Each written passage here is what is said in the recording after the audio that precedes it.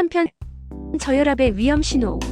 안녕하세요. 건강지킴이 건강과정보입니다. 오늘은 저혈압에 대해 이야기해 보려고 합니다. 고혈압은 위험하다는 말은 자주 듣지만 사실 저혈압도 방심하면 위험할 수 있다는 거 알고 계셨나요? 1. 저혈압이란 무엇일까? 먼저 저혈압이란 혈압이 정상 수치보다 낮은 상태를 말합니다. 일반적으로 수축기 혈압이 90mmHg 미만, 이완기 혈압이 60mmHg 미만일 때를 저혈압이라고 합니다. 예를 들어 건강검진에서 혈압이 85에 55 정도로 나온다면 저혈압 범주에 들어갈 수 있죠. 2. 저혈압의 흔한 증상. 그럼 저혈압일 때 어떤 증상들이 나타날까요? 1. 갑작스러운 어지럼증. 2. 이유 없는 피로감. 3. 아침에 일어나면 머리가 핑 도는 느낌. 4. 손발이 차고 혈액순환이 잘 안 되는 증상. 5. 심한 경우에는 실신까지.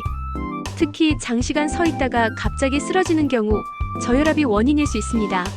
3. 위험 신호 그냥 넘기면 안 되는 경우. 저혈압이 항상 나쁜 건 아닙니다. 젊고 건강한 사람들 중에는 저혈압이 있어도 증상이 거의 없는 경우도 있어요.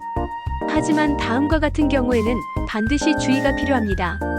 잦은 실신, 호흡 곤란, 가슴 두근거림, 집중력 저하, 기억력 감퇴.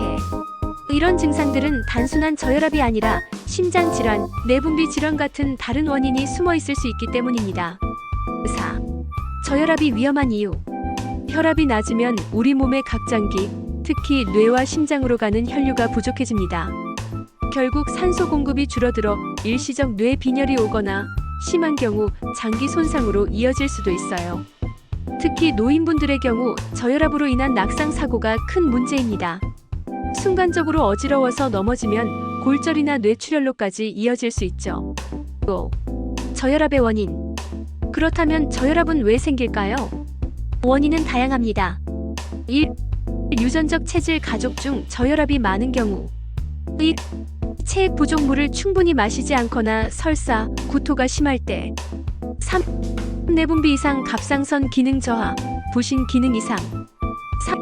4. 약물 부작용 이뇨제, 항우울제 등을 복용할 때. 5. 심장질환 부정맥, 심부전 같은 문제. 즉 단순 체질일 수도 있지만 다른 질환의 신호일 수 있기 때문에 그냥 넘기면 안 됩니다. 6. 저혈압 관리 방법. 그럼 어떻게 관리해야 할까요? 충분한 수분 섭취 하루 1.5L 정도의 물을 마셔주세요. 소금 적정 섭취. 고혈압과 달리 저혈압은 지나치게 싱겁게 먹으면 오히려 혈압이 더 낮아질 수 있습니다. 규칙적인 운동, 특히 하체 근육을 키우면 혈액순환에 큰 도움이 됩니다. 기립성 저혈압 주위에 앉아있다가 일어날 때 천천히 일어나세요. 소량씩 자주 먹기. 공복 상태가 길면 혈압이 더 떨어질 수 있어요. 카페인 음료 활용. 커피나 홍차가 일시적으로 혈압을 올려줄 수 있습니다.